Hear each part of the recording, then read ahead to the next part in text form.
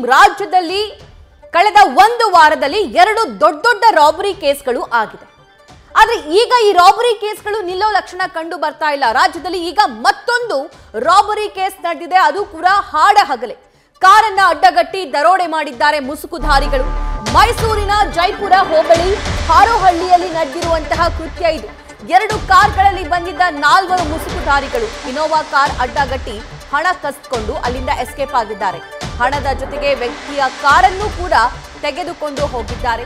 ಮೈಸೂರಿನ ಜೈಪುರ ಹೋಬಳಿಯ ಹಾರೋಹಳ್ಳಿಯಲ್ಲಿ ನಡೆದಿರುವಂತಹ ಕೃತ್ಯ, ಅದರ ದೃಶ್ಯ ಗಮನಿಸ್ತಾ ಇದ್ದೀರಿ.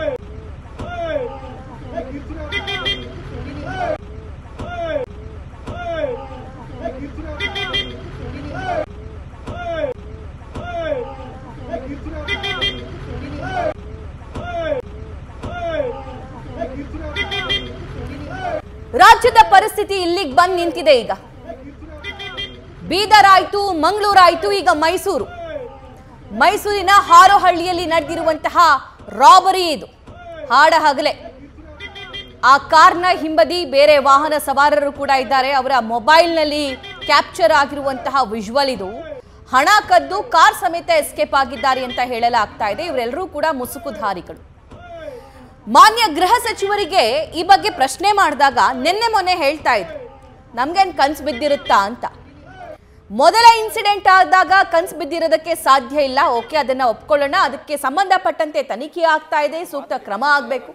ಆದ್ರೆ ಬೀದರ್ನಲ್ಲಿ ಅಷ್ಟು ದೊಡ್ಡ ರಾಬರಿ ಆಗಿದೆ, 93 ಲಕ್ಷ ಎಗರಿಸ್ಕೊಂಡು ಹೋಗಿದ್ದಾರೆ, ಒಬ್ಬ ವ್ಯಕ್ತಿಯನ್ನ ಹತ್ಯೆ ಮಾಡಿದ್ದಾರೆ, ಮತ್ತೊಬ್ಬ ಸಾವು ಬದುಕಿನ ಮಧ್ಯೆ ಹೋರಾಟ ಮಾಡ್ತಾ ಇದ್ದಾನೆ ಹಾಸ್ಪಿಟಲ್ ನಲ್ಲಿ ಅಂದಾಗ ಬೇರೆ ಬೇರೆ ಜಿಲ್ಲೆಯಲ್ಲೂ ಕೂಡ ಅಲರ್ಟ್ ಆಗಿರ್ಬೇಕು. ಒಂದಿಷ್ಟು ಎಸ್ಪಿಗಳು ವಾಲಂಟಿಯರ್ಲಿ ಈ ಬ್ಯಾಂಕ್ ನ ವ್ಯವಸ್ಥಾಪಕರನ್ನ ಕರೆಸಿ ಮೀಟಿಂಗ್ ಮಾಡಿ ಅದು ಇದು ಎಲ್ಲ ಆಯ್ತು. ಆದ್ರೆ ಕೇವಲ ಬ್ಯಾಂಕ್ ಗಳನ್ನ ಮಾತ್ರ ಟಾರ್ಗೆಟ್ ಮಾಡುವಂತದ್ದಲ್ಲ, ಇಂತಹ ರಾಬರಿ ಕೇಸ್ಗಳು ಎಲ್ಲೆಂದರಲ್ಲಿ ಆಗ್ತಾ ಇರೋದ್ರಿಂದ ಸಾಕಷ್ಟು ಕ್ರಮ ವಹಿಸಬೇಕಾಗುತ್ತೆ.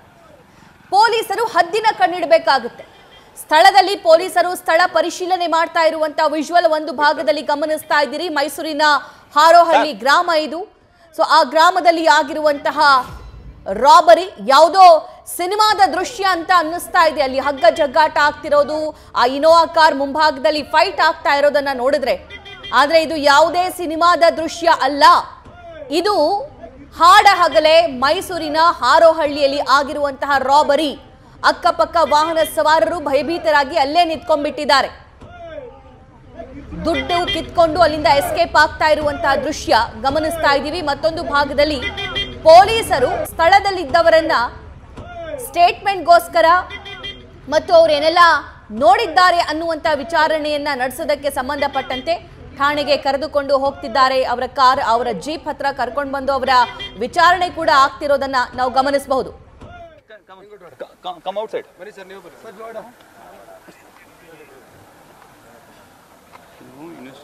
ಅದೇ ಗೊತ್ತಾಯ್ತು ಸರ್. ಎಂದಾಯ್ತು ಎಂದಾಯ್ತು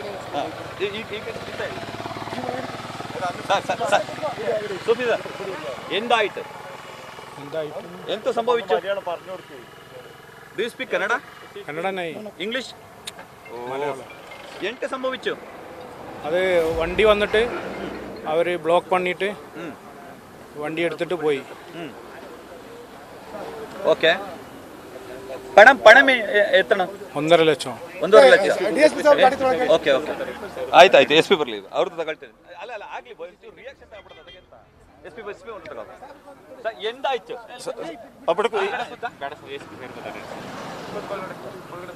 എത്ര ആൾക്കാരുണ്ടായി? വലിയ ഒരു വണ്ടിയിൽ ഒരു 5 ആൾക്കാരെങ്കിലും ഉണ്ടാവും. ഞങ്ങളിവിടെ ബ്ലോക്ക് ഇട്ട് ഒരു ചുവന്ന സ്വിഫ്റ്റ് ബ്ലോക്ക് ഇട്ട് എന്നെ അടിച്ച് അവർ ചാവി എടുത്ത് വണ്ടി എടുത്ത് പോയി. ആൾക്കാർ ആരെണ്ണ തരിയോ? ഇല്ല, ഓക്കെ. പണം എന്തമ്മ? പണം ഞാൻ ഡ്രൈവറാണ്. പണം അവരുടെ 1 ലക്ഷം 1.5 ലക്ഷമായിട്ട് ഉണ്ടാവും ചിലപ്പോൾ. കന്നഡ ഇല്ല. ഇംഗ്ലീഷ് ഇല്ല, ഉള്ളി മലയാളം. അവർ എന്താ ലാംഗ്വേജ് ഏത്? എല്ലാ ചെറുപ്പക്കാർ ഒരു 5 പേര്. 5 പേര്. ಎಷ್ಟು ಮಣಿ കറക്റ്റ് ആയില്ല സമയം. കണ്ണില് മറ്റേ മുളക് ഒഴിച്ച് ಸ್ಪ್ರೇ ಹಾಕಿದ್ರ? സ്പ്രേ ആക്കി ചില്ലടിച്ച് പൊടിച്ച് എടുത്തു പോയി. ಸ್ಪ್ರೇ ಹಾಕಿ ಕರ್ಕೊಂಡು ಹೋದ್ರ ನಿಮ್ಮನ್ನ? Okay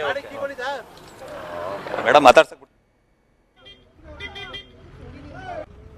right. ಸ್ಥಳದಲ್ಲಿದ್ದವ್ರನ್ನ ನಮ್ಮ ಪ್ರತಿನಿಧಿ ರವಿ ಪಾಂಡವಪುರ ಮಾತಾಡ್ತಾ ಸಂದರ್ಭದಲ್ಲಿ ಅವ್ರು ಹೇಳ್ತಾ ಇದ್ರು, ಮೋಸ್ಟ್ಲಿ ಅವರು ಕೇರಳದವರು ಅಂತ ಅನ್ಸುತ್ತೆ.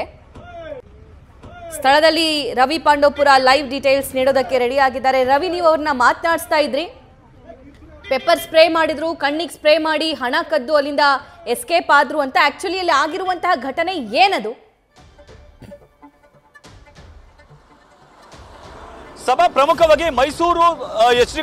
ಮುಖ್ಯ ರಸ್ತೆಯಲ್ಲಿರುವಂತಹ ಗುಜ್ಜೇಗೌಡನಪುರ ಎಂಬ ಬಳಿ ಕಾರಿಗೆ 2 ಕಾರಿನಲ್ಲಿ ಬಂದಂತಹ ಆಗಂತುಕರು ಡಿಕ್ಕಿಯನ್ನು ಹೊಡೆದಿದ್ದಾರೆ. ನೀವು ದೃಶ್ಯದಲ್ಲಿ ಗಮನಿಸ್ತಿರ್ಬೋದು.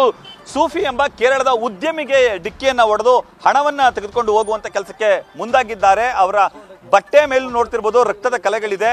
ಅಮೌಂಟ್ ಎಷ್ಟಿತ್ತು ಅನ್ನೋದನ್ನ ಇವರು ಸ್ಪಷ್ಟಪಡಿಸ್ತಿಲ್ಲ. ಆದ್ರೆ ಅಲ್ಲಿ ದೊಡ್ಡ ಮಟ್ಟದ ಅಮೌಂಟ್ ಇತ್ತು ಅಂತ ಹೇಳಲಾಗ್ತಿದೆ. ಈಗಷ್ಟೇ ಅವರು ಕೇಳಿದಾಗ 2 ಕಾರಿನಲ್ಲಿ ಬಂದಂತಹ ಆಗಂತುಕರುಗಳು ನೇರವಾಗಿ ಕಣ್ಣಿಗೆ ಸ್ಪ್ರೇಯನ್ನ ಮಾಡುವಂತ ಕೆಲಸಕ್ಕೆ ಮುಂದಾಗಿದ್ರು. ಕಣ್ಣಿಗೆ ಸ್ಪ್ರೇ ಮಾಡಿ ನಮ್ಮನ್ನ ಅವರು ಕೆಳಕ್ಕೆ ಬೀಳಿಸುವಂತ ಕೆಲಸಕ್ಕೆ ಮುಂದಾಗಿದ್ರು. ಆ ಸಂದರ್ಭದಲ್ಲಿ ಇದ್ದಂತಹ ಒಂದು ಬ್ಯಾಗ್ ಅನ್ನು ಕೂಡ ಕಿತ್ಕೊಂಡು ಹೋಗಿದ್ದಾರೆ ಅನ್ನೋ ಮಾತುಗಳನ್ನ ಹೇಳ್ತಿದ್ದಾರೆ. ಈಗ ಸ್ಥಳಕ್ಕೆ ಈಗಷ್ಟೇ ಮೈಸೂರು ಜಿಲ್ಲಾ ಪೊಲೀಸ್ ವರಿಷ್ಠರಾದಂತಹ ವಿಷ್ಣುವರ್ಧನ್ ಅವರು ಆಗಮಿಸಿದ್ದಾರೆ. ಇದು ಸ್ಥಳದಲ್ಲಿ ASP ಮಲ್ಲಿಕ್, DYSP ರಘು ಅವರ ನೇತೃತ್ವದಲ್ಲಿ ತನಿಖೆ ನಡೀತಿದೆ. ಬ್ಯಾಗಿನಲ್ಲಿ ಹೆಚ್ಚಿನ ಪ್ರಮಾಣದಲ್ಲಿ ಹಣ ಇತ್ತು ಅಂತೇಳಿ ಈಗ ಮಾಹಿತಿ ಲಭ್ಯ ಆಗ್ತಿದೆ. ಇದೇ ಸ್ಥಳದಲ್ಲಿ ನೀವು ನೋಡ್ತಾ ಇರ್ಬೋದು. ಈ ಸ್ಥಳದಲ್ಲಿ 2 ಕಾರುಗಳನ್ನು ನಿಲ್ಲಿಸಿದಂತಹ ಆಗಂತುಕರು ಮುಂದೆ ಟರ್ನಿಂಗ್ ಅಲ್ಲಿ ಒಂದು ಕಾರನ್ನ ವೇಗವಾಗಿ ಬಂದು ಅಡ್ಡ ಹಾಕ್ತಾರೆ. ಅಡ್ಡ ಹಾಕಿದವರು ತತ್ಕ್ಷಣ ಅವರಿಗೆ ಗುದ್ದುವಂತ ಕೆಲಸಕ್ಕೆ ಮುಂದಾಗ್ತಿದ್ದಾರೆ. ಏನಾಗ್ತಿದೆ ಅಂತ ಹೇಳಿ ಅವಲೋಕನ ಮಾಡುವ ಮುನ್ನವೇ ಅಲ್ಲಿದ್ದಂತಹ ಬ್ಯಾಗ್ ಅನ್ನ ಕಿತ್ಕೊಂಡು ಹೋಗುವಂತ ಕೆಲಸಕ್ಕೆ ಮುಂದಾಗಿದ್ದಾರೆ. ನಮ್ಮ ಜೊತೆ ಈಗಷ್ಟೇ SP ವಿಷ್ಣುವರ್ಧನ್ ಸರ್ ಅವರು ಸ್ಥಳಕ್ಕೆ ಬಂದಿದ್ದಾರೆ. ಸ್ಥಳದಲ್ಲಿ ಆಗಿರುವಂತಹ ಘಟನಾವಳಿಗಳನ್ನ ಅವಲೋಕಿಸ್ತಿದ್ದಾರೆ. ಇನ್ನು ಸ್ಥಳದಲ್ಲಿ ಗಾಜಿನ ಪೀಸ್ಗಳನ್ನ ನೋಡ್ತಿರ್ಬೋದು, ತುಂಡುಗಳನ್ನ ನೋಡ್ತಿರ್ಬೋದು. ನಮ್ಮ ಜೊತೆ SP ಅವರು ಇದ್ದಾರೆ, ಮಾತಾಡ್ಸ್ತಾ ಹೋಗ್ತೀನಿ. ಸರ್, ಏನಾಗಿದೆ ಸರ್? ಪ್ರಾಥಮಿಕವಾಗಿ ಅಲ್ಲ, ಇವಾಗ ಬಂದು ನಮ್ಮ ಆಫೀಸರ್ಸ್ನ ಚರ್ಚೆ ಮಾಡಬೇಕು. ನಿಮ್ಗೆ ಹೇಳ್ತೀನಿ, 5 ನಿಮಿಷ ಬಿಟ್ಟು ಹೇಳ್ತೀನಿ. ಅಲ್ಲ, ದೊಡ್ಡ ಮಟ್ಟದಲ್ಲಿ ರಾಬರಿ ಆಗಿದೆ ಅಂತ ಮಾತು ಬರ್ತಿದೆ ಸರ್. ಇಲ್ಲ, ಇವಾಗ ನಾನು ತಿಳ್ಕೊಂಡು ಮಾಹಿತಿ ಹೇಳ್ಬೇಕಲ್ಲ. ಸಡನ್ ಆಗಿ ಕೊಟ್ರೆ, ಅಪೂರ್ಣ ಮಾಹಿತಿ ಕೊಟ್ರೆ ತಪ್ಪಾಗುತ್ತೆ. ನಾನು ತಿಳ್ಕೊಂಡು 5 ನಿಮಿಷ ನಿಮ್ಗೆ ಹೇಳ್ತೀನಿ. ಅಲ್ಲ, ಏನಾಗಿತ್ತು ಅಂತ ಏನಾದರೂ ಮಾಹಿತಿ ಸಿಗ್ತಾ ಸರ್ ನಿಮಗೆ? ಇಲ್ಲ, ಕಾರ್ನ ಅಡ್ಡಗಟ್ಟಿ ಇವ್ರಿಗೆ ಕಾರ್ನ ಜೊತೆ ತಗೊಂಡು ಹೋಗಿದ್ದಾರೆ. ಜೊತೆಗೆ ಇದ್ದಂತ ಇಬ್ಬರು ಇಲ್ಲೇ ಇದ್ದಾರೆ. ನಮ್ಮ ಹಾಸ್ಪಿಟಲ್ ಒಬ್ಬರು ಇದ್ದಾರೆ, ಇಲ್ಲೊಬ್ಬರು ಸ್ಥಳೀಯಲ್ಲೊಬ್ಬಿದೆ. ಅವ್ರನ್ನ ವಿಚಾರಣೆ ಮಾಡ್ಬಿಟ್ಟು ಹೇಳ್ತೀನಿ. ಎಷ್ಟು ಮಂದಿ ಬಂದಿದ್ರು ಅಂತ ಏನಾದ್ರು ಏನೂ ಗೊತ್ತಿಲ್ಲ. ಇವಾಗ ಅದನ್ನ ತಿಳ್ಕೊಬೇಕಲ್ಲ. 2 ಕಾರಲ್ಲಿ ಬಂದಿದ್ದು, 1 ಕಾರ್ ತೆಗೆದುಕೊಂಡು ಹೋಗಿದ್ದಾರೆ ಸರ್ ಇವ್ರದನ್ನೇ. ಇವಾಗ ಅದನ್ನೆಲ್ಲ ತಿಳ್ಕೊಂಡು ನಿಮ್ಗೆ ಹೇಳ್ಬೇಕು. ನಾನು ಇವಾಗ ಎಲ್ಲ ಕಂಪ್ಲೀಟ್ ಆಗಿ ಹೇಳಕ್ಕಾಗಿಲ್ಲ. ಹೇಳ್ತೀನಿ, 5 ನಿಮಿಷ. ಇದು SP ವಿಷ್ಣುವರ್ಧನ್ ಅವರ ಮಾತುಗಳು. 2 ಕಾರುಗಳಲ್ಲಿ ಬಂದವರು 1 ಕಾರನ್ನು ಕೂಡ ತೆಗೆದುಕೊಂಡು ಹೋಗಿದ್ದಾರೆ ಅನ್ನೋ ಮಾತನ್ನ ಖುದ್ದು SP ವಿಷ್ಣುವರ್ಧನ್ ಅವರು ಹೇಳುವಂತ ಕೆಲಸ. ಸಾರಿ, ನಾನು ಇಂಟರಪ್ಟ್ ಮಾಡ್ತಾ ಇದ್ದೀನಿ. ಈ ಘಟನೆ ನಡೆದು ಸುಮಾರು ಎಷ್ಟು ಹೊತ್ತಾಯ್ತು? ಅದರ ಜೊತೆಗೆ ಅವರು ತುಂಬಾ ದೂರ ಹೋಗಿರ್ಲಿಕ್ಕಿಲ್ಲ. ಘಟನೆಯಾಗಿ ಸ್ವಲ್ಪ ಹೊತ್ತಾಯಿತು ಅಂದ್ರೆ ಪೊಲೀಸರು ಈ ರೀತಿ ಆಗಿದೆ ಅಂದಾಗ ನೆಕ್ಸ್ಟ್ ಸ್ಟೇಷನ್ ಲಿಮಿಟ್ ಅವರಿಗೆ ಇನ್ಫಾರ್ಮೇಶನ್ ಕೊಟ್ಟಿರ್ತಾರೆ. ಕಾರ್ ತಗೊಂಡು ಹೋದ್ರೆ ಈ ಕಾರಲ್ಲಿ ಬರ್ತಿದ್ದಾರೆ, ಈ ನಂಬರ್ ಅನ್ನುವಂತ ಇನ್ಫಾರ್ಮೇಶನ್ ಕೊಟ್ಟಿರ್ತಾರೆ. ಸೊ ಈ ಘಟನೆ ಬಗ್ಗೆ ಅಂದ್ರೆ ಎಷ್ಟು ನಿಮಿಷ ಆಯ್ತು, ಬೇರೆ ಅವ್ರನ್ನ ಚೇಸ್ ಮಾಡೋ ಕೆಲಸ ಆಗ್ತಿದ್ಯಾ, ಡೀಟೇಲ್ಸ್ ನೀಡೋದಾದ್ರೆ? ಸಭಾ, ಈಗಷ್ಟೇ ಕೆಲವೇ ನಿಮಿಷಗಳ ಹಿಂದೆ ನಡೆದಿರುವಂತಹ ಘಟನೆ ಇದು. ಗಂಟೆಗಳ ಅವಧಿ ಆಗಿರ್ಬೋದು. ಜಯಪುರ ಠಾಣಾ ವ್ಯಾಪ್ತಿಗೆ ಇದು ಬರುತ್ತೆ. 2 ಕಾರ್ನಲ್ಲಿ ಬಂದವರು ನೇರವಾಗಿ 1 ಕಾರ್ನಲ್ಲಿ ಡಿಕ್ಕಿಯನ್ನು ಹೊಡೆದಿದ್ದಾರೆ. ಡಿಕ್ಕಿಯನ್ನು ಹೊಡೆದು ಬಲವಂತವಾಗಿ ಬ್ಯಾಗನ್ನು ಕಿತ್ಕೊಂಡು ಅವರು ತಂದಿದಂತಹ ಕಾರನ್ನ ಅವರ ಹೊರಗೆ ದಬ್ಬಿ 1 ಕಾರ್ನಲ್ಲಿ ಅವರು ಹೋಗಿದ್ದಾರೆ. ಕೇರಳದವರು ಆಗಿರೋ ಕಾರಣಕ್ಕಾಗಿ ಇವರು ಉದ್ಯಮಿಗಳಾಗಿದ್ದಾರೆ. ಎಷ್ಟು ಹಣ ಇತ್ತು ಅನ್ನೋದನ್ನು ಕೂಡ ಇವರು ಸ್ಪಷ್ಟವಾಗಿ ಬಾಯ್ಬಿಡ್ತಿಲ್ಲ. ಆದರೆ ಹಣವನ್ನು ತೆಗೆದುಕೊಂಡು ಇವರು ನೇರವಾಗಿ ಕೇರಳಕ್ಕೆ ಹೋಗ್ತಿದ್ರು. ಆ ಸಂದರ್ಭದಲ್ಲಿ ಅಟ್ಯಾಕ್ ಅನ್ನ ಮಾಡಿರೋದು ಪ್ರಮುಖವಾಗಿ ಈಗಾಗಲೇ ಪೊಲೀಸರು ಹೇಳೋ ಪ್ರಕಾರ ಅಂದ್ರೆ HD ಕೋಟೆ, ಬಾವಲಿ ಸೇರಿದಂತೆ ಹಲವು ಕಡೆಗಳಲ್ಲಿ ನಾಕಾಬಂದಿ ಈಗಾಗಲೇ ಮೆಸೇಜ್ ಅನ್ನು ಕೊಟ್ಟಿದ್ದೀವಿ. ಚೆಕ್ ಪೋಸ್ಟ್ಗಳಲ್ಲಿ ಮಾಹಿತಿಯನ್ನು ನೀಡಿದ್ದೀವಿ. ಅವರ ಬಳಿ ಕಾರಿನ ಸಂಖ್ಯೆಯನ್ನ ಪಡೆದುಕೊಂಡು ಎಲ್ಲ ಚೆಕ್ ಪೋಸ್ಟ್ಗಳಿಗೂ ಕೂಡ ಮಾಹಿತಿಯನ್ನು ನೀಡಿದ್ದೀವಿ, ಜೊತೆಗೆ ಕೇರಳ ಪೊಲೀಸರಿಗೂ ಕೂಡ ನಾವು ಮಾಹಿತಿಯನ್ನು ನೀಡಿದ್ದೀವಿ ಅನ್ನೋ ಮಾತುಗಳನ್ನು ಹೇಳ್ತಾರೆ. ಪ್ರಾಥಮಿಕ ಹಂತವಾಗಿ ಎಲ್ಲ ಕೆಲಸವನ್ನು ಕೂಡ ಮಾಡ್ತಿದ್ದಾರೆ. ಆದರೆ ಸ್ಪ್ರೇ ಹಾಕಿದ್ದ ಸಂದರ್ಭದಲ್ಲಿ ಅವ್ರು ಯಾರು ಅಂತದ್ದು ನಮ್ಗೆ ಗೊತ್ತಾಗಲಿಲ್ಲ. ಅವರು ಬೇರೆ ಬೇರೆ ಭಾಷೆಗಳಲ್ಲಿ ಮಾತಾಡ್ತಿದ್ರು, ಮುಖವನ್ನು ಮುಚ್ಕೊಂಡಿದ್ರು ಅಂತ ಹೇಳಿ ಸೂಫಿ ಅಂದರೆ ವಿಕ್ಟಿಮ್ ಸೂಫಿ ಅವರು ಹೇಳುವಂಥ ಕೆಲಸಕ್ಕೆ ಮುಂದಾಗ್ತಾರೆ. ನೀವು ಸ್ಥಳದಲ್ಲಿ ಗಮನಿಸ್ತಿರ್ಬೋದು, ಈಗಲೂ ಕೂಡ ಖುದ್ದು SP ವಿಷ್ಣುವರ್ಧನ್ ಅವರು ಇಲ್ಲಿನ DYSP ಮತ್ತು ಅಡಿಷನಲ್ SP ಇಬ್ಬರ ಬಳಿ ಮಾಹಿತಿಯನ್ನು ಪಡೆದುಕೊಳ್ಳುವಂಥ ಕೆಲಸಕ್ಕೆ ಮುಂದಾಗ್ತಿದ್ದಾರೆ. ಏನಾಗಿದೆ ಅನ್ನೋದನ್ನು ಕೂಡ ಖುದ್ದು ಸ್ಥಳೀಯ ಜಯಪುರ ಠಾಣಾ ಸಬ್ ಇನ್ಸ್ಪೆಕ್ಟರ್ ಬಳಿ ಮಾಹಿತಿಯನ್ನು ಕಲೆ ಹಾಕುವಂಥ ಕೆಲಸಕ್ಕೆ ಮುಂದಾಗಿದ್ದಾರೆ. ಅಂದರೆ ಈ ವ್ಯಕ್ತಿಗಳು ಹಣವನ್ನು ಎಲ್ಲಿಂದ ತರ್ತಿದ್ರು, ಯಾಕೆ ತರ್ತಿದ್ರು, ಎಷ್ಟು ಪ್ರಮಾಣದ ಹಣ ಇತ್ತು, ಈ ಹಣವನ್ನು ತರುವಾಗ ಯಾರಾದರೂ ಗಮನಿಸಿದ್ರಾ, ಈ ವ್ಯಕ್ತಿಗಳಿಗೆ ಆ ವ್ಯಕ್ತಿಗಳು ಪರಿಚಯ ಇದೆಯಾ, ಹೀಗೆ 10 ಹಲವು ಆಯಾಮಗಳಲ್ಲಿ ಅವರು ತನಿಖೆ ನಡೆಸುವಂಥ ಕೆಲಸಕ್ಕೆ ಮುಂದಾಗ್ತಿದ್ದಾರೆ. ಖುದ್ದು ಈಗ ಸ್ಥಳಕ್ಕೆ SP ವಿಷ್ಣುವರ್ಧನ್ ಅವರು ಆಗಮಿಸಿರುವ ಕಾರಣಕ್ಕಾಗಿ ಈ ಒಂದು ಪ್ರಕರಣವನ್ನು ಸಾಧ್ಯವಾದಷ್ಟು ಬೇಗನೆ ಭೇದಿಸಬೇಕು ಅನ್ನೋದು ಇಂಗಿತ ಆಗಿದೆ. ಆ ಕಾರಣಕ್ಕಾಗಿ ಅವರು ಸೂಕ್ತ ತನಿಖೆ ಕೂಡ ಮುಂದುವರಿಸಿದ್ದಾರೆ. ಈಗ ಸ್ಥಳಕ್ಕೆ ಇಬ್ಬರು ಅಂದರೆ ವಿಕ್ಟಿಮ್ಗಳನ್ನು ಕೂಡ ಕರ್ಕೊಂಡು ಬಂದು ತಪಾಸಣೆ ನಡೆಯುವಂಥ ಕೆಲಸಕ್ಕೆ ಮುಂದಾಗ್ತಿದ್ದಾರೆ. ಘಟನೆ ನಡೆದು ಅಂದರೆ ಇಲ್ಲಿಂದ ಜಯಪುರ ಪೊಲೀಸ್ ಠಾಣೆ ಕೇವಲ 6 ಕಿಲೋಮೀಟರ್ ದೂರ ಇದೆ. 6 ಕಿಲೋಮೀಟರ್ ಅಂತರದಲ್ಲೇ ಈ ಘಟನೆ ನಡೆದಿರೋದು. ಹಾಗಾಗಿ ತತ್ಕ್ಷಣ ಈ ಒಂದು ಅವಘಡ ಆದ ಸಂದರ್ಭದಲ್ಲಿಯೇ ತತ್ಕ್ಷಣ ಅವರು ಸ್ಥಳಕ್ಕೆ ಬರುವಂಥ ಕೆಲಸಕ್ಕೆ ಮುಂದಾಗಿದ್ದಾರೆ. ಪೊಲೀಸರು ಸ್ಥಳಕ್ಕೆ ಬಂದಿದ್ದಾರೆ. ಅಂದರೆ ಈ ವ್ಯಕ್ತಿಗಳು ವಿಕ್ಟಿಮ್ಗಳು ಠಾಣೆಗೆ ಹೋಗಿ ದೂರನ್ನು ಕೊಡುವಂಥ ಕೆಲಸಕ್ಕೆ ಮುಂದಾಗಿದ್ದಾರೆ. ಆ ಸಂದರ್ಭದಲ್ಲಿ ಠಾಣೆಗೆ ದೂರು ಕೊಟ್ಟ ತಕ್ಷಣ ಪೊಲೀಸರೆಲ್ಲ ಸ್ಥಳಕ್ಕೆ ಬಂದಿದ್ದಾರೆ. ಈಗ ಅಡಿಷನಲ್ SP ಅವರು ಕೂಡ ಬಂದಿದ್ದಾರೆ. ನೀವು ಈ ದೃಶ್ಯದಲ್ಲಿ ಗಮನಿಸ್ತಿರ್ಬೋದು, ಈ ಒಂದು ಅಂದರೆ ಕಾರಿಗೆ ಅಪಘಾತ ಮಾಡಿದಂಥ ಸಂದರ್ಭದಲ್ಲಿ ಕಾರಿನ ಮುಂಭಾಗದ ಗ್ಲಾಸ್ ಕೂಡ ಪುಡಿಯಾಗಿದೆ. ಆ ದೃಶ್ಯಗಳನ್ನು ನೀವು ಗಮನಿಸ್ತಿರ್ಬೋದು. ಇದೇ ಸ್ಥಳದಲ್ಲಿ ಅಂದರೆ ಈ ಒಂದು ವಿಕ್ಟಿಮ್ ಬಲವಂತವಾಗಿ ವಿಕ್ಟಿಮ್ ಬಳಿ ಹಣವನ್ನು ಕಿತ್ತುಕೊಂಡು ಯತ್ನ ಮಾಡಿದ್ದಾರೆ.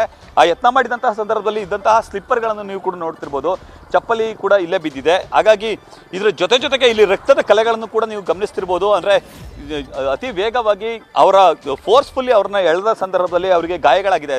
ಸಫಿಯಾರ ಶರ್ಟಿನ ಭಾಗದಲ್ಲೂ ಕೂಡ ನೀವು ಗಾಯದ ರಕ್ತದ ಕಲೆಗಳನ್ನು ನೋಡ್ಬೋದಿತ್ತು. ಹಾಗಾಗಿ ಸ್ಥಳದಲ್ಲೂ ಕೂಡ ರಕ್ತದ ಕಲೆ ಇದೆ. ಇನ್ನೂ ಕೂಡ ಪೊಲೀಸರು ಆ ವಿಕ್ಟಿಮ್ಗಳನ್ನು ಆಸ್ಪತ್ರೆಗೆ ಕರ್ಕೊಂಡೋಗಿಲ್ಲ. ಸ್ಥಳದಲ್ಲಿ ಏನಾಗಿದೆ ಅನ್ನೋದನ್ನು ಫಸ್ಟು ಪರಿಶೀಲನೆ ಮಾಡಬೇಕು ಅನ್ನೋ ಕಾರಣಕ್ಕಾಗಿ ಸ್ಥಳಕ್ಕೆ ಬಂದಿದ್ದಾರೆ. ಸ್ಥಳಕ್ಕೆ ಖುದ್ದು SP ಅವರು ಬಂದಿರೋ ಕಾರಣಕ್ಕಾಗಿ ಪೊಲೀಸರೆಲ್ಲೂ ಕೂಡ ಹೆಚ್ಚಿನ ಸಂಖ್ಯೆಯಲ್ಲಿ ಅಲರ್ಟ್ ಆಗಿದ್ದಾರೆ.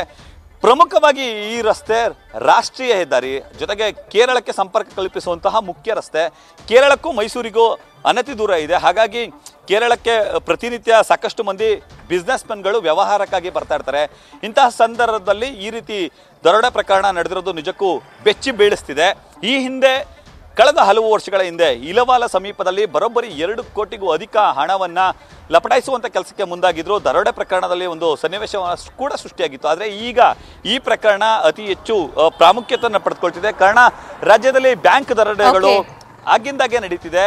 ಇದರ ನಡುವೆ ಈ ರೀತಿ ಮೈಸೂರಿನಲ್ಲಿ ನಡೆದಿರೋದು ನಿಜಕ್ಕೂ ಬೆಚ್ಚಿ ಬೀಳಿಸ್ತಿದೆ. ಆಡ ಹಗಲೇ ಕಾರಿಗೆ ಬಂದು ಡಿಕ್ಕಿಯನ್ನು ಹೊಡೆದು ಈ ರೀತಿ ಹಣವನ್ನು ಕಸ್ಕೊಂಡು ಹೋಗಿರೋದು ಆತಂಕವನ್ನು ಮೂಡಿಸ್ತಿದೆ. ಸಭಾ ರೈಟ್, ಥ್ಯಾಂಕ್ ಯು ರವಿ ಡೀಟೇಲ್ಸ್ಗಾಗಿ. 8 ದಿನದ ಅಂತರದಲ್ಲಿ ಬೇರೆ ಬೇರೆ ರೀತಿಯಾಗಿರುವಂತಹ ಘಟನೆ ರಾಜ್ಯದಲ್ಲಿ ನಡೆದಿದೆ. ಅದು ರಾಬರಿ ಕೇಸ್ಗಳು, ಅಂತಿಂತ ರಾಬರಿ ಕೇಸ್ ಅಲ್ಲ.